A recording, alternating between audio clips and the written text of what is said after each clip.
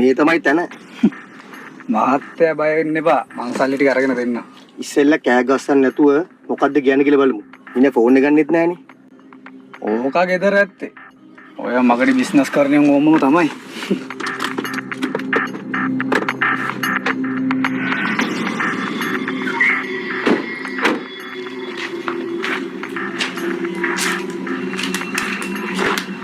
වාහන සද්දට බැලුවේ මේ මහත්තුරු මම මාලි.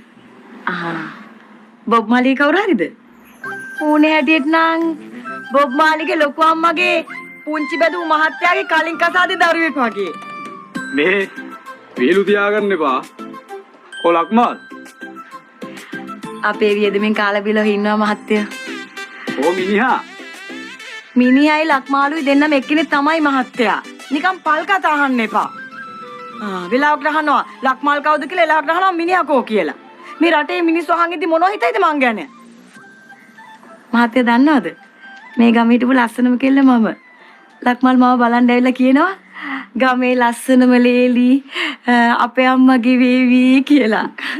ඉස්සර මේ ගමේ කට්ටිය මට කතා කරේ සෝබනී කියලා. සෝබනී කිව්වේ නගර සෝබනී.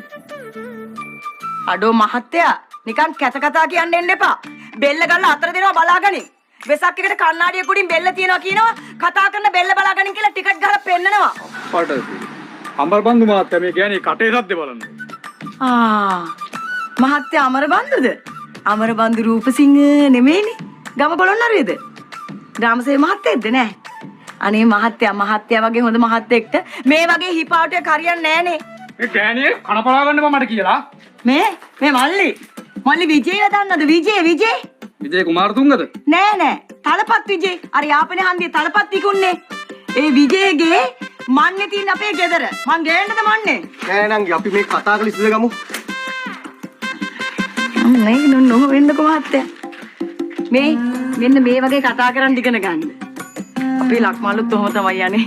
වෙලාවකට මාව කේන්ති ගස්සලා පස්සේ උරුතල් කරනවා.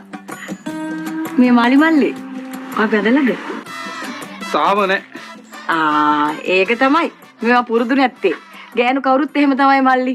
පොඩ්ඩක් මෙහෙම තමයි කේන්ති යනවා. අපේ ලක්මාල් නම් ඉතින් ඕව ඉක්මනට අල්ලගත්තා. ඒවා බැඳලා නෑනේ. මේ මහත්තයා කියන්නකො මහත්තයාගේ ප්‍රශ්න මොකද්ද කියලා? ලක්මාල් මගෙන් වාහන වගේක් දෙන්නම් කියලා ඇඩ්වාන්ස් වගේක් ගත්තා. මම වාහන බිස්නස් කරන්නේ. දැන් ලක්මාලුත් නෑ. මගේ ඇඩ්වාන්සුත් නෑ. නෑ මහත්තයා ලක්මාලුත් ඉන්නවා. ඇඩ්වාන්ස් එකක් තියෙනවා. තියෙනවන්කෝ? තියෙනවා. ලක්මාල් මේ වර්ග කිලෝමීටර් 65 ඇතුළේ කොහේ හරි ඉන්නවා. මහත්තයාගේ ඇඩ්වාන්ස් එක අතින් අතට ගිහිල්ලා දැන් ඇත්තේ මහ බැංකුවේ. මහ බැංකුවේ පරිස්සමට තියෙනවා මහත්තයා. දැන් ওই මහ බැංකුව කැඩුවා කිව්වට කඩපු කෙනෙක් නැහනේ. බොරුද කොහෙද මහත්තයෝ කියන්නේ? නැත්තම් කඩපු එකෙක් ඉන්න එපැයි. මිනිසුන්ගේ මේ